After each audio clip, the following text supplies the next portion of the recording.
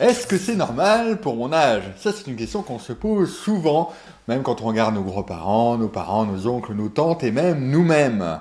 Aujourd'hui, on va se demander est-ce que c'est normal pour mon âge d'être si fatigué? Et on lance le jingle. Est-ce que c'est normal pour son âge?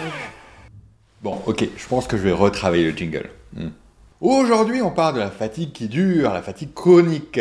Mais avant de te répondre, je me présente, je m'appelle Bruno, je suis médecin gériatre et je m'occupe donc de nos aînés, de leurs problématiques et je cherche les meilleures manières de bien vieillir.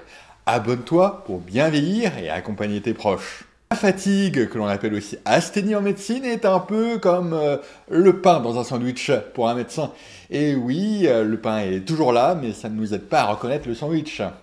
Enfin, vers le diagnostic. Alors, si vous êtes fatigué après avoir couru 5 km ou après avoir travaillé 10 heures d'affilée, c'est normal. Ce qui est gênant, c'est quand cela devient permanent et que cela se prolonge, que l'on est tout le temps fatigué. Ça, c'est la fatigue chronique. Et ça, c'est pas normal de 7 à 99 ans. Ouais, comme un peu sur les petits logos sur les boîtes de jeux. Parce que la fatigue n'est pas l'apanage de l'âge que l'on prend, mais celui du stress, de l'anxiété, du manque de sommeil que l'on accumule, de la nourriture déséquilibrée que l'on avale, et plus que tout de notre sédentarité. Car c'est notre manque de bien-être mental et physique qui se lie à la fatigue chez quelqu'un sans maladie.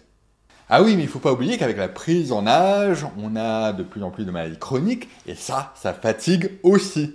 Alors, maintenant, je vais donner 3 situations où il faut faire très attention à la fatigue et où il faut aller consulter absolument. En 1, quand la fatigue n'est pas seule, et notamment lorsqu'elle est associée à ces 2 autres symptômes, la perte d'appétit et l'amaigrissement. Ce trio, on l'appelle l'altération de l'état général et s'il est persistant, il y a clairement quelque chose à chercher et vite. Cela peut aller d'une maladie inflammatoire à une maladie tumorale par exemple.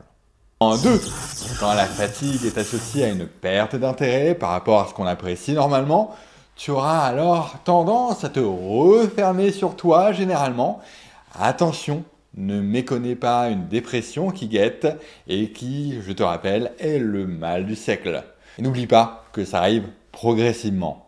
En 3, les médicaments peuvent parfois être liés à une fatigue et je pense notamment aux somnifères, que ce soit des composés Z ou des benzodiazépines. Enfin, si tu as des questions sur la fatigue, le vieillissement ou le grand âge, pose-moi les questions en commentaire et surtout n'oublie pas de t'abonner, tu es au bon endroit. Sinon, je suis aussi sur ces autres réseaux. Je te fais de gros bisous et à bientôt.